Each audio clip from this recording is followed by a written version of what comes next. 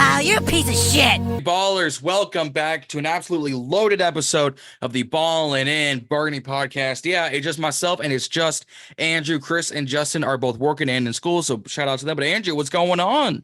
Howdy, howdy. It's going to be a fun episode. There's a lot to unpack here. Not only we're recording this Monday night, you guys see this Tuesday. It's the normal schedule, but I want to know. There's a lot going on. So we're going to talk about all the hires inside the Washington organization from Thursday up until today, Monday, Tuesday, whenever you see this, right? Super Bowl reactions, because boy, howdy, was that a Super Bowl. And then the first ever edition of the Ideal Offseason Plan, the I.O.P. is not an original title. Shut up. All right. Can't stand some of y'all. It is what it is, but we still love y'all. But before we even get into all that, guys, don't forget to like and subscribe here on the channel. Head over to Instagram, Twitter, and our TikToks. All links down in the description, and you can see them right above here. Go follow us all over there. We're going to have different content for each media platform, and we're going to interact with you guys. We're going to have stuff coming up for the draft and free agency and guest appearances and the whole night. You're not going to want to miss it. Hit that little post notification bell on Instagram and on YouTube to let you know every time that we upload here at BIB. But let's talk about Super Bowl 57, right? Super Bowl 58, excuse me, 58. The Kansas City Chiefs in overtime defeat the San Francisco 49ers 25-22 with a pass from Patrick Mahomes to McCole Hardman in the right corner of the end zone with 3 seconds left on the overtime clock. The Niners were up 10-0 on the Chiefs at one point. 10-0. They didn't give up the lead until like halfway through the third quarter. Kyle Shanahan, you are not clutch. You are not this playoff machine. You are a choke artist. What's the old award from the Chisel Donna? Shout out Chisel, the Riley Reid blowjob of the year. Kyle Shanahan, you have earned that motherfucker 3 times. You did it 28-3, and you've done it twice to the Chiefs in the Super Bowl. Andrew, take it away with whatever you want to say, because I could get hot in here. Wow. That I'm just going to say that that's probably the most painful Super Bowl I've watched in my lifespan. I didn't like either of these teams. I wish they could both lose. But, man, I wanted the 49ers to win so badly. And not just because it's, the Chiefs and they've won a lot. You all know why. It's because Taylor Swift is taking over the NFL. And you've heard it everywhere, and you're going to hear it again from me. It's awful, and it needs to stop. The first 3 months that Taylor Swift has been dating Travis Kelce, they win the Super Bowl, and the Swifties get their Taylor Swift Super Bowl win. Every real NFL fan this is the only thing that we are rooting against. Brock Purdy did not save us. Kyle Shanahan did not save us. Christian McCaffrey did not save us. We're going to hear about Taylor Swift magic for the next 3 years probably. Every Instagram story from every girl at my school is a picture of Travis Kelce and Taylor Swift kissing after the game with confetti falling around them. Taylor Swift magic. I'm tired of it. I'm tired of it. I have nothing against Taylor Swift. She's a good person. I don't care anything about her. This has nothing to do with her. That has to do with the NFL's reaction to Taylor Swift. We need to make that clear, right? Yep. It's just been awful, the amount of attention she's been getting. And then now with the Super Bowl win, how that's going to change the NFL's attention to its audience, I'd say, for future seasons. So buckle up. It's going to be painful. It's going to be rough. I've said this in the past. I've said it on Facebook with a few other people who are like, oh my God, Taylor Swift. This is nothing against Taylor herself. This is not an attack on Taylor. She is a phenomenal human being, a multi-millionaire, if not billionaire, to her own right, from her music, very successful to her own right. Her brand has since gotten bigger because of the NFL, but it was already big to begin with, right? She didn't need the NFL. The NFL really didn't need her, right? This is about the NFL media glazing, just choking on the Taylor Swift fan base and the aforementioned obsessed Swifties. It's not all of them. It's not all of them, but it is the minority that ruins it for the majority, right? It's the same thing that you get the argument about police officers and the same thing about, like every other, fan base or group. It's the minority that ruin it for the majority. Absolutely. Most of us would not care about her if she was not on our screens. Yep. Right? Nailed it. Eminem doesn't get this coverage. Nope. LeBron James doesn't get this coverage. Nope. Michael Jordan and LeBron James don't get this amount of coverage at NBA games. Eminem didn't get it when the Detroit was at home against the Lions and then at San Fran for the NFC Championship. He didn't get this type of stuff. But Eminem has probably been the most famous artist in the last 25 years besides Taylor Swift. But I haven't heard new music from him. Everyone can either quote an Eminem song or quote an Eminem music line or a movie line. Stop it. He's arguably the greatest rapper of all time. If not, he's on that Mount Rushmore. So stop it. Again, nothing against Taylor. It's against the NFL media and the knob glazing fan base. Like, oh my God, look at Taylor Swift. I don't care if it's a new relationship. So what? Odell's girlfriends don't get this type of relationship. Doesn't get this coverage. Brittany and Mahomes didn't get this type of coverage. Giselle didn't get this type of coverage, and she was a world-renowned star.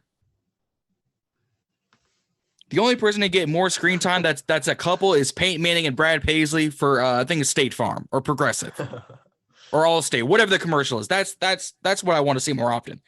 But no, I think someone like I think it was Bleacher Report or Catch the Blitz. She had a total of 54 seconds of screen time during the Super Bowl. Cool. That's about 45 seconds too many. 100%. But it was less than 1% of the 5 hours. It was a long ass Super Bowl for 5 hours. I still don't care. Cool, she's there. Cool. It'd be one thing if Travis scored and they showed her once or twice. Cool, I can deal with that. Not every other 5 minutes. Just stop it. Enough about the fucking Swifties and enough about them. We could go on for an hour about that. But let's talk about the Super Bowl. 25-22 in overtime. The Chiefs beat the Niners. Brock Purdy, I thought, played an amazing game. He did. He was accurate. He read the field. Pretty well. Pretty well. Pretty well. I like that. I mean, yes, it's his first Super Bowl. It's with this loaded ass Niners team. Did he overthrow a few throws? Absolutely. Did he overthrow? I believe it was I.O.P or Jauan Jennings in the end zone towards the back on I think it was 1st and 10 or 2nd and 10. Absolutely. But Jake Moody had a blocked kick, a blocked extra point, because it would have been 17-16. The Chiefs would have needed a field goal to take the lead. I mean, I think they got one anyways. But you would have been up 1. You wouldn't have had to tie to go to overtime. There's that. The penalties on each team, they each had 5 or 6 penalties apiece. A little bit of a sloppy game. Christian McCaffrey on their first drive, fumble, sloppy. Like, come on. And then Mahomes throws an interception, and you don't even get any points out of that drive. You do another 3 and out or 5 and out.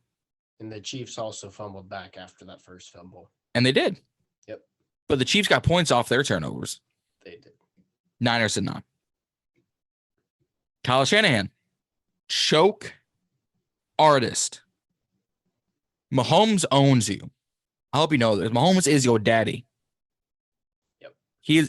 You've been up a minimum of 10 points both times you've played the Chiefs in the Super Bowl. You played them twice in the last 5 years. Both times you're up a minimum of 10-0. And you choked it away in the 4th quarter of overtime. You were the offensive coordinator for the Atlanta Falcons under Dan Quinn, our new head coach, who has been to a Super Bowl 51. Super Bowl 51. Because 50 was Panthers and Broncos. Right. That was Cam Newton. You were up 28-3. and you forgot to go back to what brought you to the dance was running the ball. How did the Niners get to the NFC Championship in the Super Bowl? Through the baddest white boy in the league, and Christian McCaffrey. The offensive player of the year should have been MVP, but it's a quarterback league. It is what it's a QB award at this rate. Christian McCaffrey has been an absolute unit the entire year. He had like 22 touches rushing in the Super Bowl for 80 yards and another 8 receptions for like 8. He had 160 total yards by himself in the Super Bowl.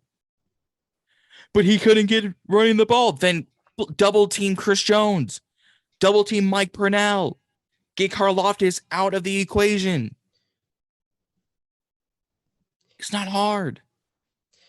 The fact of the matter is, the best way to set your young quarterback up for success, who's never been in a Super Bowl before and is more or less pretty inexperienced, is to run the ball, wear down the defense, and open up the passing field.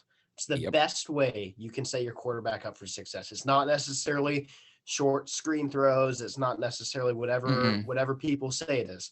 The number one way is to run the ball a lot, wear down the defense, open up the passing field. And they quite frankly did not do that enough.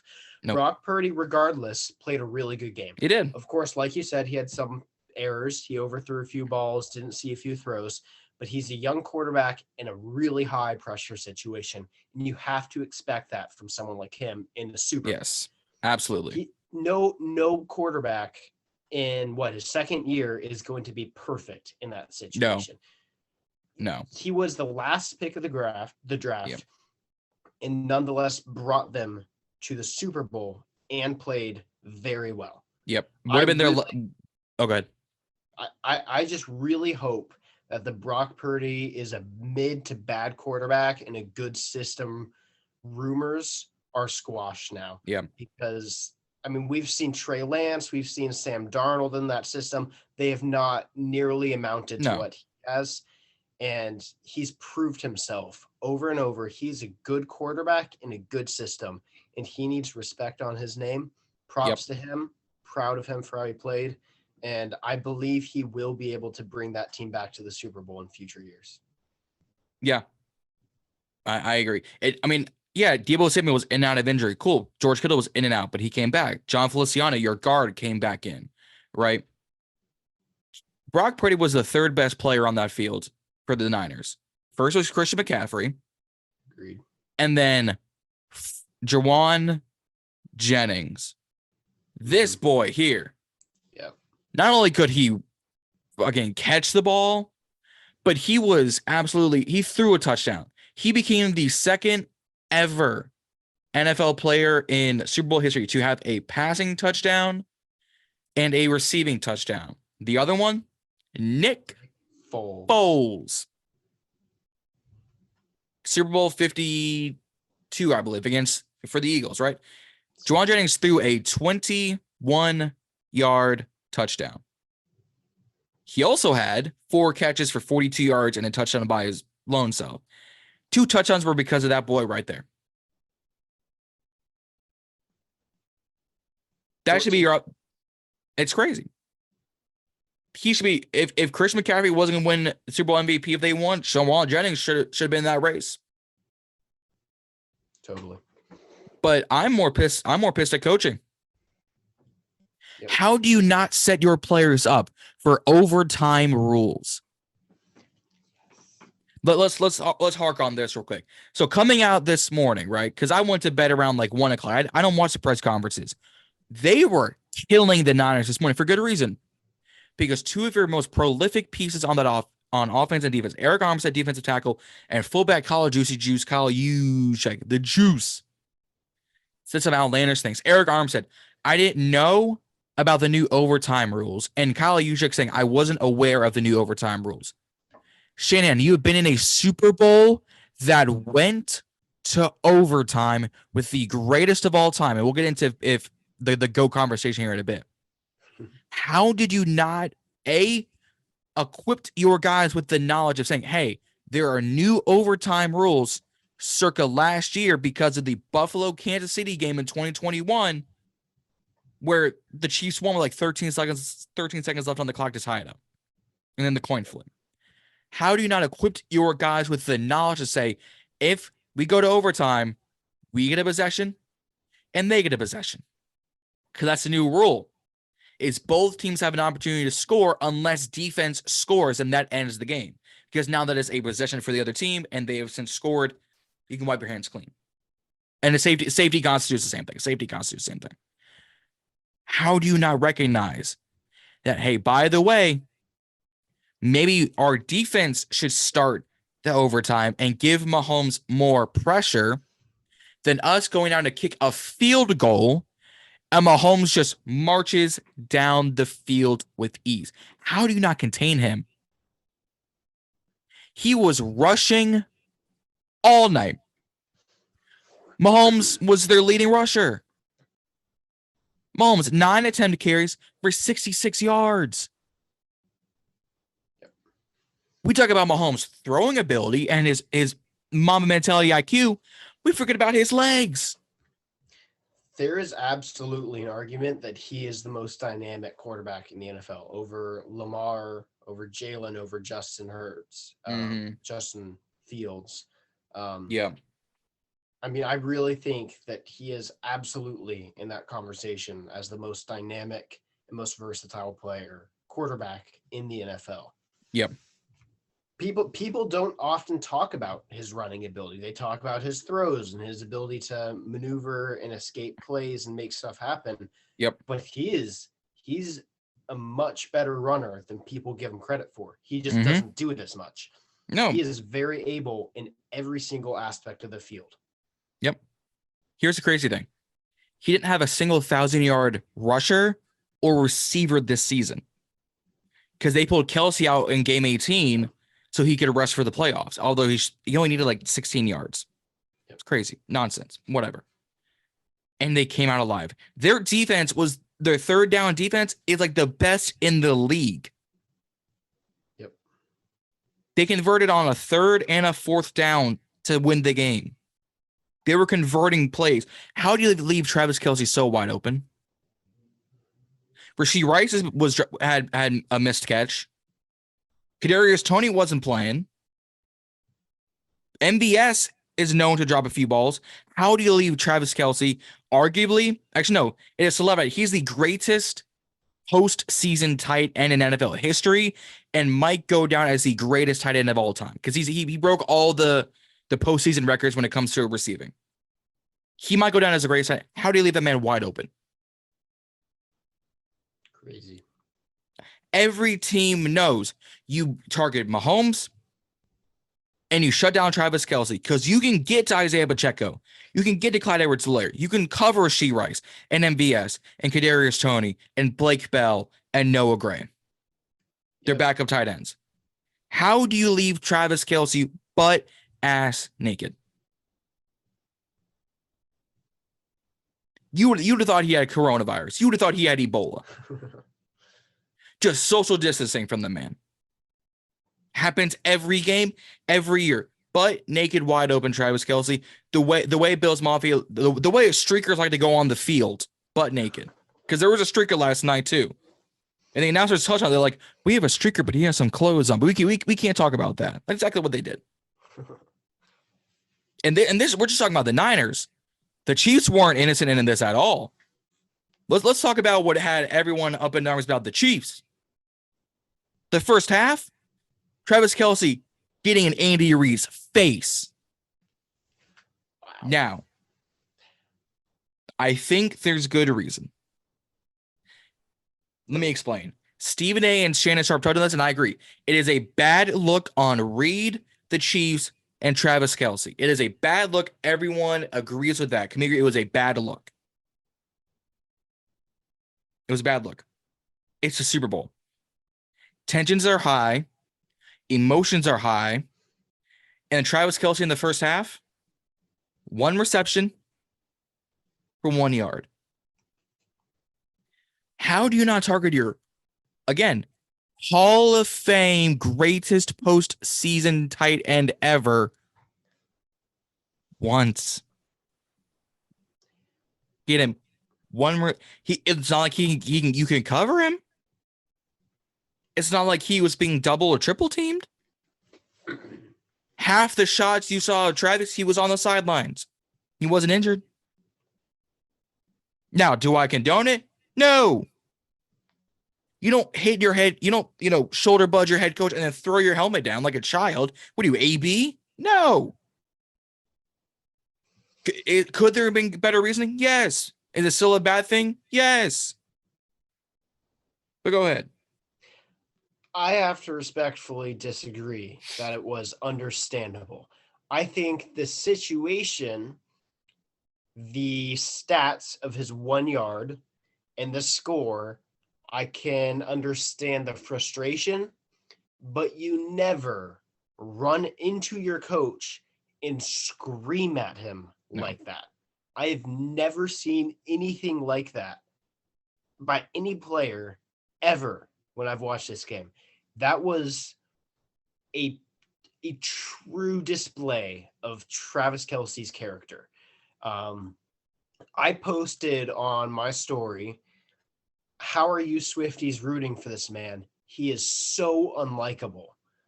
And obviously that got the attention of every Swiftie in my school, and I was fighting for my life the rest of the night in my DMs.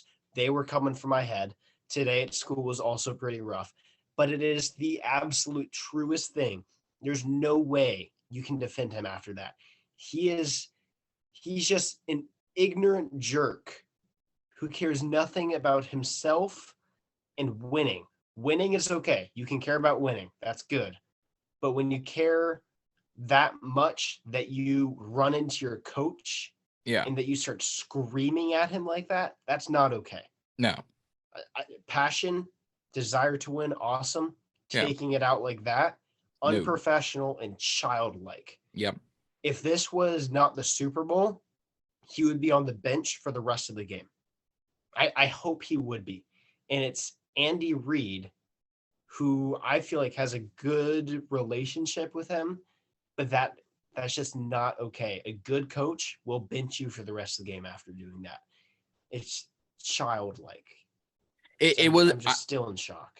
I think in that moment it was childlike, and I was cheering his character. Now, we're not trying to personally attack him, saying he's a bad human being, he's scum of the earth, he's a piece of shit. Because the rest of the year you don't see that, right? Last week with Justin Tucker. Oh well, that was a different story. Yeah, and I'm sure they talked, or 2 weeks ago. AFC Championship. I'm sure they talked about behind the scenes, and they joked about it at the press conference, saying, "Hey man, I was trying to get the ball, or I was just showing my love for you." I'm sure they talked about it behind the scenes in that moment, and it because it's also on camera, so we can pull receipts. It was a bad look. Now, is that Travis Kelce as a whole? No. As a whole, if you took his entire career and said this is the moment that defines you, that's not how that happens. maybe this postseason.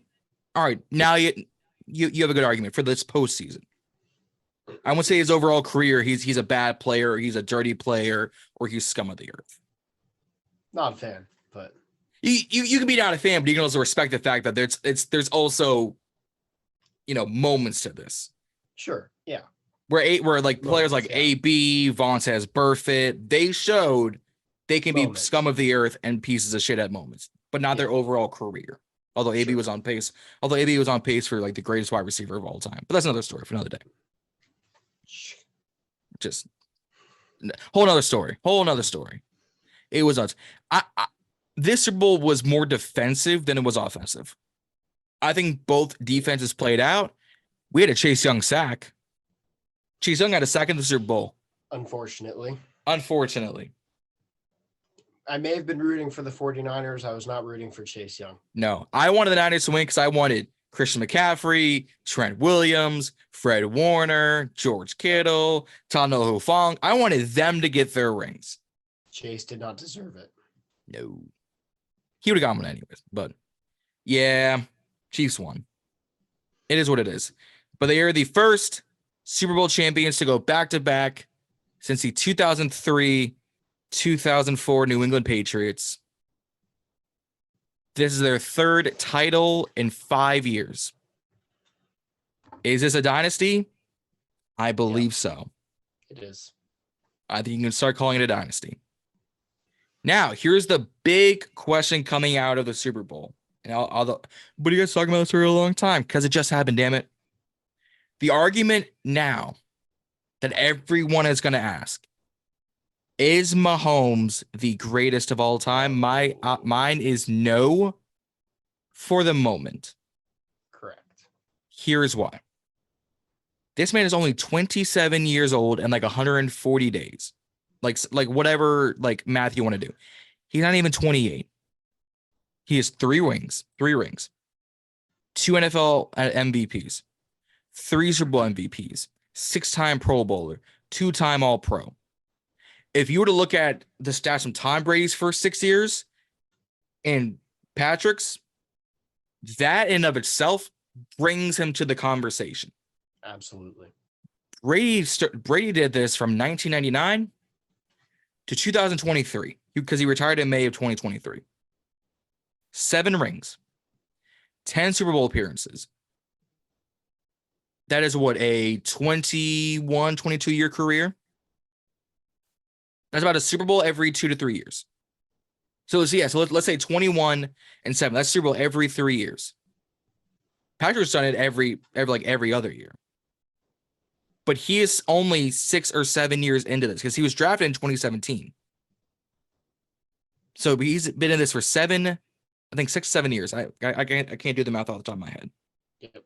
He is not the greatest of all time. My opinion is still Tom Brady, although Jerry Rice and Tom Brady for me flip-flop depending on what time as you ask me during the day and off season, right? Because Jerry Rice, greatest receiver who have ever played the game. Now, if Patrick gets to 5 in the next 4 more years, that would be 5 in 9 years. Then that conversation seriously takes another step up. Yep. But I think right now he's not the greatest of all time. What are your thoughts? After yesterday, he put himself in the conversation. Yes. I absolutely agree he can be. How many years has Tom Brady been? How many years did he play in the NFL? Let's say 21. 21. How many years has Patrick Mahomes played in the NFL? 6, maybe 7. I don't know. I'm not doing the math on top of my head either. Yes, he is on pace to be the greatest quarterback of all time. We cannot accurately predict the next 15 seasons that he's going to play. If he even plays that much, he probably won't. If he keeps up this pace for the next 10 years, there we go. Yeah, I think he probably will be. Could. It is way too early in his career to say, yes, you are definitely the best quarterback of all time and you've passed on Brady. He hasn't. He's so talented. He has the ability to be, but that doesn't mean he will be. I think right now, he's locked in at 6 or 5 right now. However, if something happens and he starts sucking, I feel like it wouldn't be locked in necessarily. But he has the ability to climb that ladder. I'd say, I mean, who would you put in front of him right now? Tom Brady. John Elway. I think Rodgers I'd put in front of him. Peyton Manning and Drew Brees. I would take out Brees. Give me Joe Montana. Agreed. I like Montana more than I like Brees. Although I love Drew Brees and everything he did for that city, you cannot. Everything he did for New Orleans after Katrina, you have to respect the man. But I have Montana over Drew Brees. So let's say Mahomes is 6. I'd agree with that. Let's say Mahomes is 6 right now. He's 27 years old. Not maxed out. No. Now in the next 5 years, if he wins another 1 or 2, I could say he goes top 3. Yeah. Because that would be 5 in about 9 years. That's on pace. If you do like the math, that would be 10 in 18 years. Do I think it happens? No. Do I think anybody passes 7? No. Yeah. It's the same argument for Michael and LeBron. I have MJ as my number 1 all-time GOAT. Mm-hmm. Does LeBron have the conversation? Absolutely. Mm-hmm. But you can't deny the first 6 years of his, original Cleveland Cavaliers years where he did like really that team did nothing. Yeah. For 6 years. Now, if you want to say from the moment he got to South Beach to now, there's your conversation piece.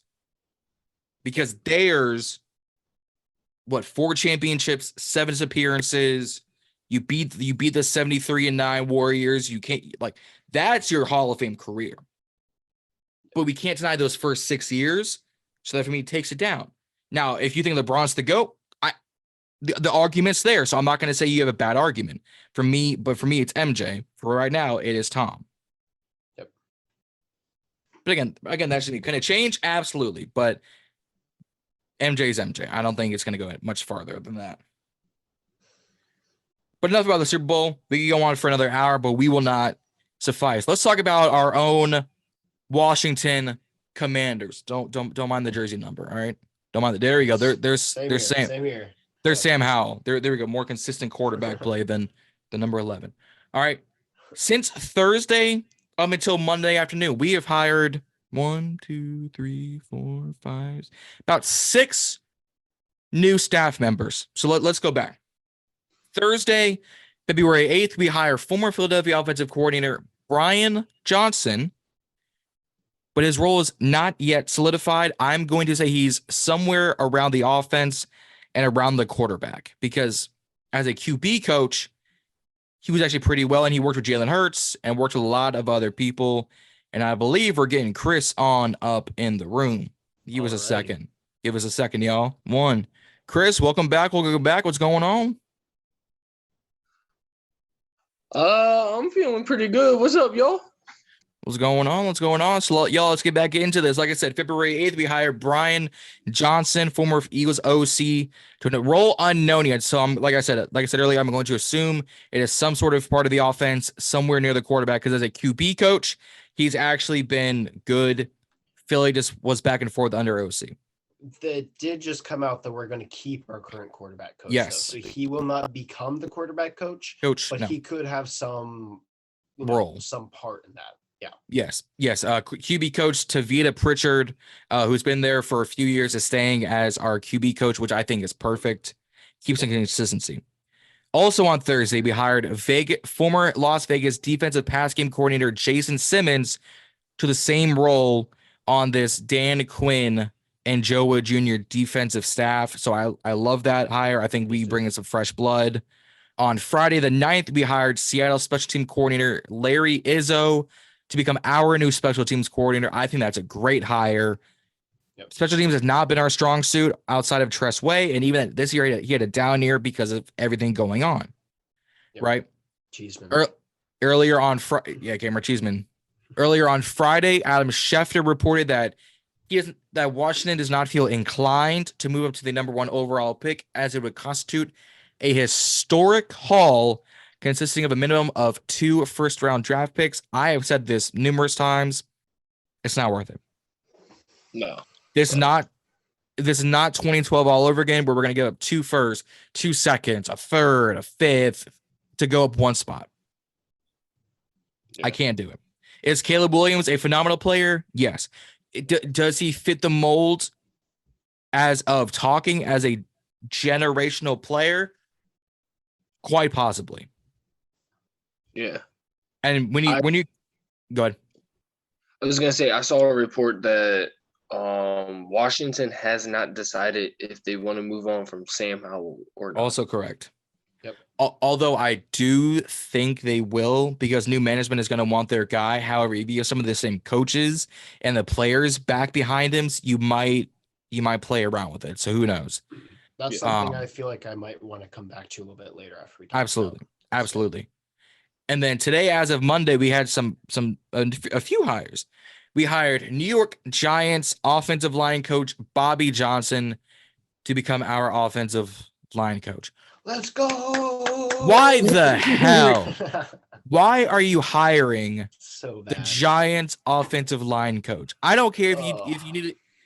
So someone made the joke on that he's the final piece to the NFC rival bingo card because we hired Dan Quinn, he hired Brian Johnson, Joe Witt, and now Bobby Johnson. That's every NFC is right. Whatever. All right. I don't like it. Ryan Kerrigan, former outside linebacker and defensive end for the Washington then Redskins and football team, 95.5 career sacks. When you're considered like one of the most underrated edge rushers in your draft class that had like Von Miller and J.J. Watt, you've done something well. He will stay as a Washington assistant linebacking coach and pass rush specialist. I love that. You're going to have young guys in here, whether you draft KJ, Andre Jones, guys like that. I like that. We hired former Chargers and Las Vegas defensive coordinator John Pagano as a senior defensive assistant. I like that. Bring in more fresh blood, bring in more guys who've been in this league for a long time. And then we hired former Vegas and Seattle Seahawks defensive coordinator Ken Norton Jr. as our new linebacking coach. And one thing about Norton, he is a former All-Pro linebacker. So you have an All-Pro as your coach and an All-Pro as your assistant coach. I love those hires. The worst one out of that bunch, Bobby Johnson.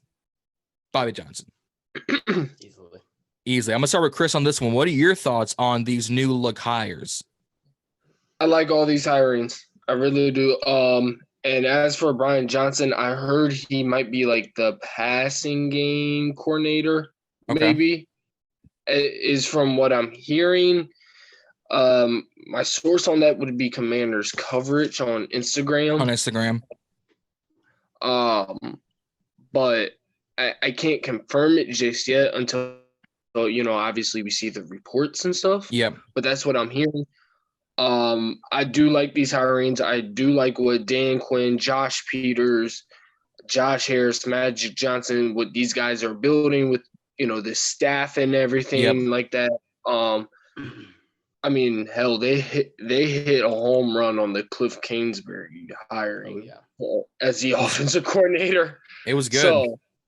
So I have a feeling, they make all the right moves this offseason. They might do something.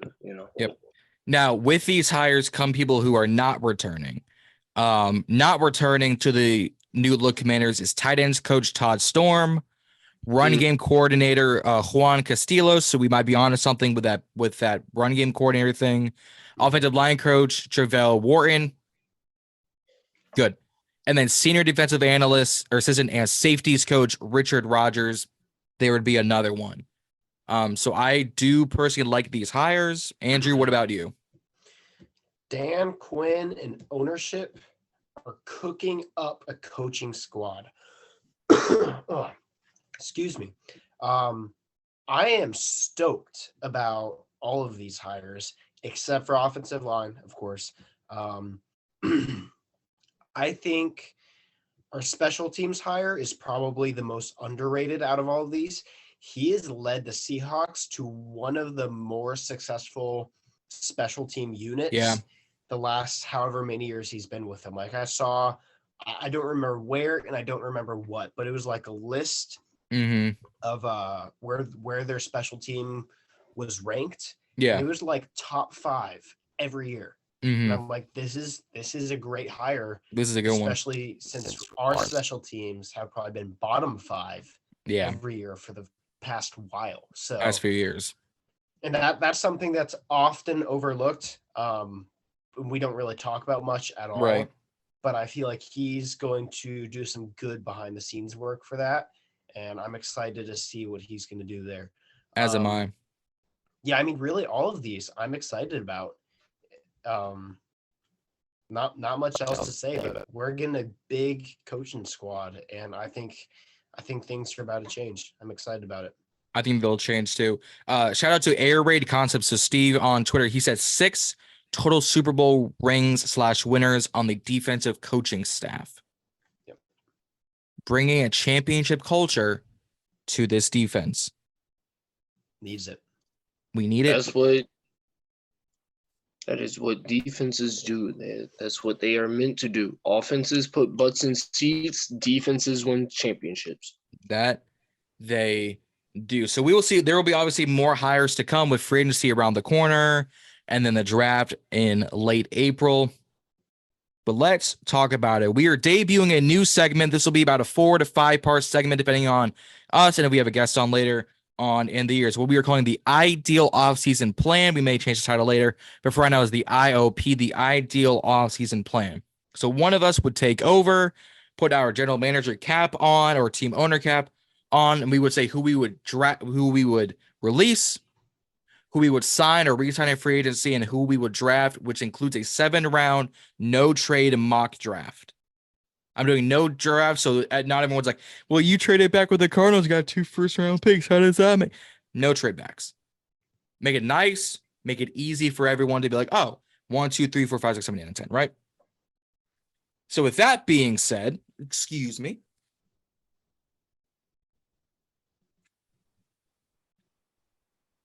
General Manager John. GM John is in the building. Papa John for short. Let's get this show on the road. I'm starting episode 1 just to make sure that we get all the grooves all figured out. So I already come up with a plan. I came with the plan a little while ago because I wanted to be ready.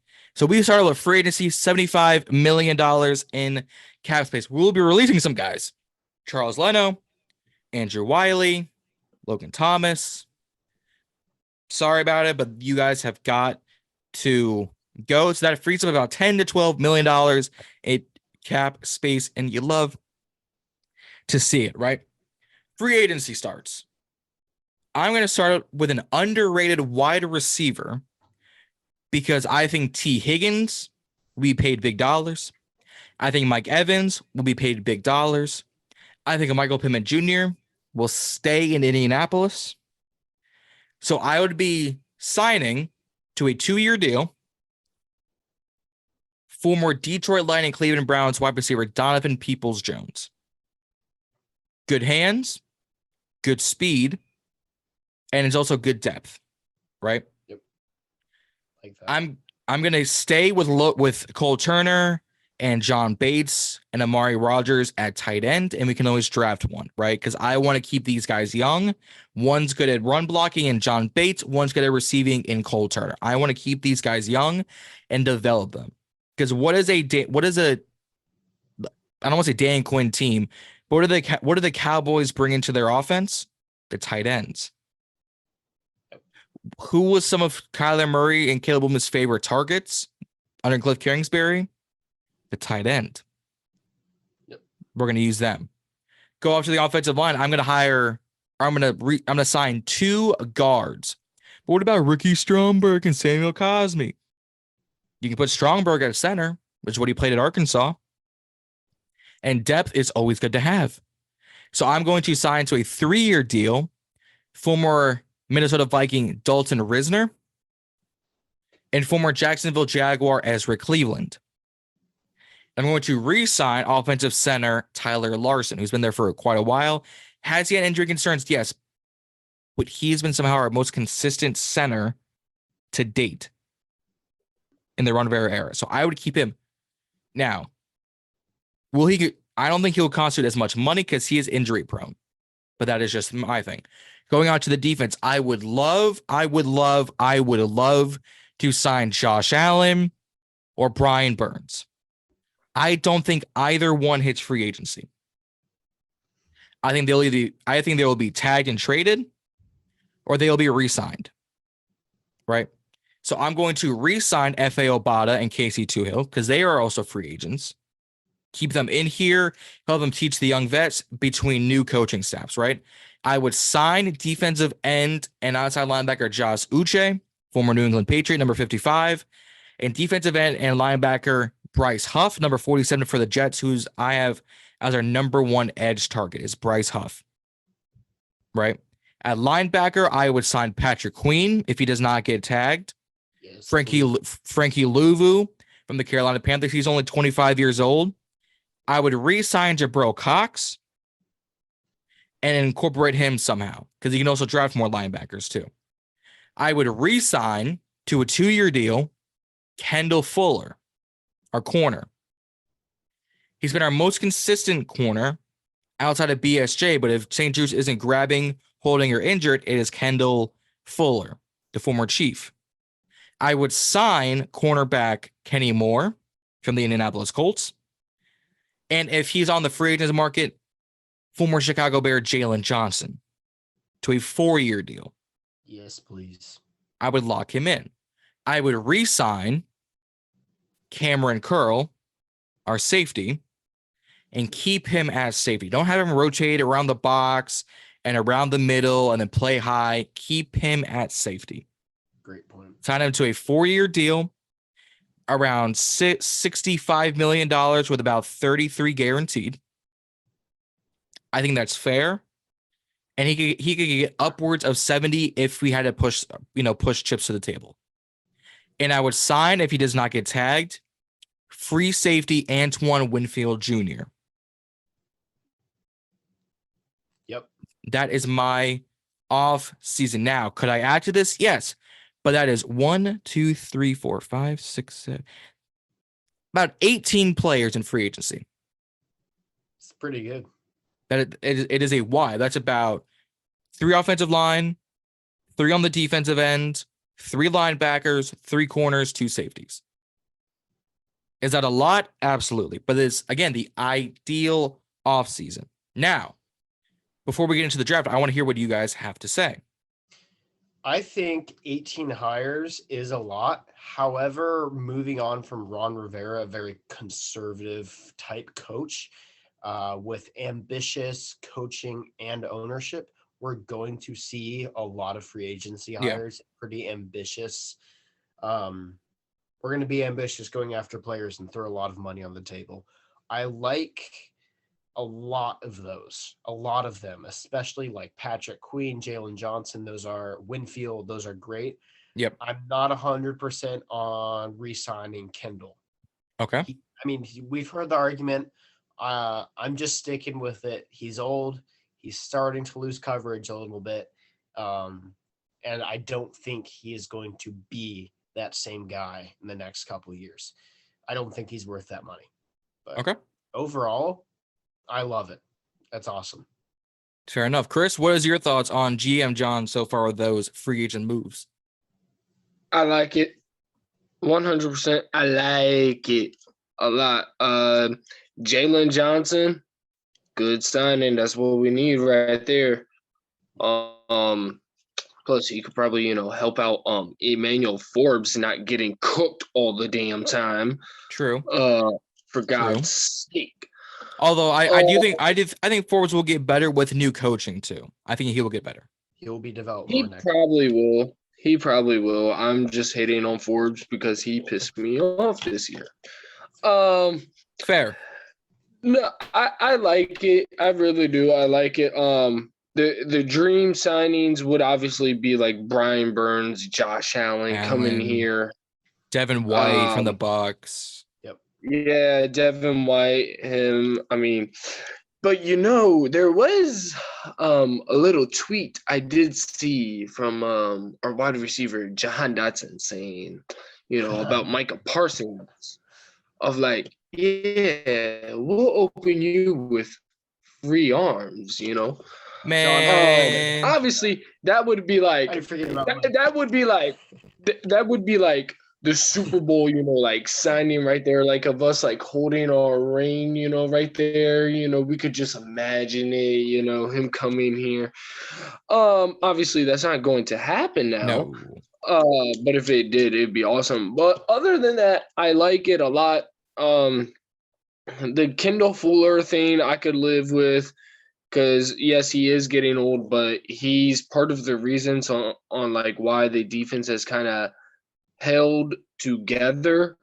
Same thing with Cam Curl. He's kind of the reason on why the defense has kind of, at least in the secondary, stuck not so well, but well enough to where they can, at least get the job done. So, yeah. But other than that, I have nothing else to say.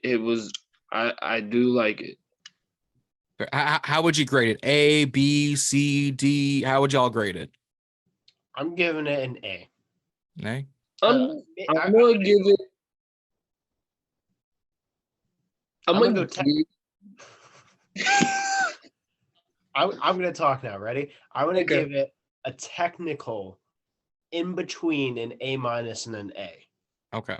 We're getting real into the fine details here. All right. Yeah, I was gonna do the same thing. I was gonna give it between an A and an A-, to be honest. I'll take that. I'll take that. I'll take that. You know, I'll take a 91, 92. I will take that. There you go. I will take that. I will take it. So now we get into the fun part with a mock draft. Now we're gonna use a different site. Shout out to Rio because he said he uses PFN a lot. Pro Football Network. So I want to go and use this and try this out because I love PFF, but they're not always the most accurate. Correct. So I'm gonna close all these damn. There we go. So Washington, 7 rounds, normal speed, but no, I'm gonna go fast so we can get out of here a little bit faster. So, number 1 overall pick will. I thought you said PFF was the inaccurate one. Wait, just hold on. We're gonna restart this mock. Wait. That was interesting. Let's try that again and take 2, and we're gonna try this again. Number 1 overall pick, It's playing with our feelings, dog. It's teasing me. It's teasing me. Hold on. One more time from the top. And what? Mother. No. Hold. Wait. Oh, what is this? Hold on. You gotta do is reject it. And go. Right. So let's try this one more time. Marvin. All right. Whatever. All right. So we're gonna say Marvin Harrison is this right. Marvin Harrison. He goes to 4. And Caleb Williams number 1 overall. I don't know why PFN is doing this the way because it was just updated this morning. So I don't know why it's doing this, but I am going to select quarterback Jaden Daniels. What? Heisman Trophy winner out of LSU. It's gonna spark some controversy. It is gonna spark controversy. I want a mobile, big arm quarterback because you can fix accuracy, and he is 6'4". Yep. I want size and speed in my quarterback, especially with a Cliff Kingsbury offense. Now, could Drake May come in here and do this? Absolutely. But I want to put a spin on it and give me Jaden Daniels. Isn't Jaden Daniels is he a left-hander? No. Or is that Michael Penix Jr.? That's Penix Jr. Yep. Okay. That is MPJ. Sitting here at 36, I'm going to go to the defense. I like some of these edge rushers, but I'm going to go corner. Iowa State. Nah, actually, with the tackles. Yep. Never mind. Offensive tackle, Houston Patrick Paul is what I want. And I'm not. It is. Just hit reject on both. There we go. And now I could go edge. I really like Darius Robinson, but I'm going to go cornerback out of Iowa State and TJ Tampa. Nice. I'm surprised you didn't go with Byron Murphy at D tackle. Yes, because he was right there. I'm surprised you didn't go. He was right there. However, I think because of the contracts, I want to see what Allen and Payne give me for one more year under a new DC. I want to see what they give me. See if they come back here. Yep. Sitting here at 67, I will now take someone who we will do a breakdown on. If you go over to Instagram, shout out to Adam and Nebo, the Burgundy and Gold Report. We do NFL draft prospect breakdowns over on Instagram and on X. So go follow us all over there. Like, subscribe, and the channel notification bell. Let you know every time we upload. Shameless plug. So I will go Darius Robinson, edge out of Mizzou. I think he's an absolute unit, and I think he's an absolute beast for them. Sitting here at pick 100, is he still on the board? No, he's not. Where did Bucky Irving go? I swear to all things. Bucky Irving went number 69. That's a nice number. He went to the Chargers. All right. You know what? I can live with that. You know why? Because I'm going to get Marshawn Lloyd. I like it. Out of USC. And sitting here at pick 102. Jaheim Bell is still on the board. Dude, give him while you have the chance. We need a young tight end. We do. Here's the thing. We've done analysis on him too. 6'3", good size, good speed, and he is shifty with the hands. He's an undersized tight end, but a good size receiver if you want to look at him that way. So Jaheim Bell comes to the Commanders. I go back to defense. I go to linebackers. There's a few on the board I like. I could go corner, go back to edge, D tackle. I'm going to go back to offensive tackle. Javon Foster, Mizzou offensive tackle. You got to beef up the tackle spots. Yep. Being solidified for the time. Now we'll go back to defense. Sit here at pick 80. Maurice Mufaluafu out of Notre Dame here at pick 182. And with the last pick, number 219. Now, there are some pieces I really love. Keaton Oladapo out of Oregon State. Dwight McGlothern. If I had traded back a few times and got some picks, I would pick up this Arkansas corner. Absolute beast, right? Trey Taylor out of Air Force, a great safety. Gabriel Murphy, UCLA edge, great piece. Marshawn Keeland, who had a great Senior Bowl, I would have picked him up. Like, there are good pieces. But I'm going to pick up one more linebacker. And I got to scroll a little bit for this man. Tatum Bethune, another great piece we have done analysis on. But I got to scroll a little bit. Dallas Gant, another guy I really like. But I want a tackling machine who can also get to the quarterback. Out of ODU, Jason Henderson. It's your boy. It is my boy. Now, if he doesn't get drafted, I absolutely want him to be a undrafted free agent, and we will use him. So I'm down with that.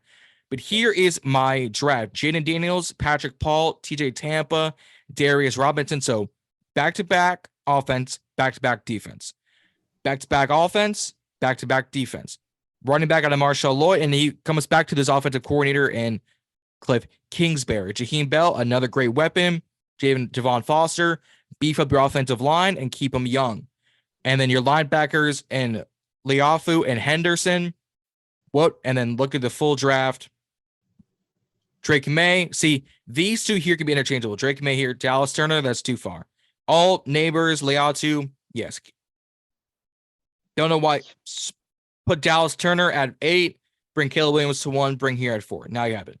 Brock Bowers has been falling a lot, but that's a weird one. Kool-Aid is nice. JJ has been flying up boards. Quinnion Mitchell is a corner who had a very, very nice Senior Bowl and who was a big-time target for me, but I don't think we will get him. So this is my draft. Jaden Daniels, Patrick Paul, TJ Tampa, Robinson, Lloyd, Bell, Foster, Leafu, and Henderson. How would y'all grade my draft?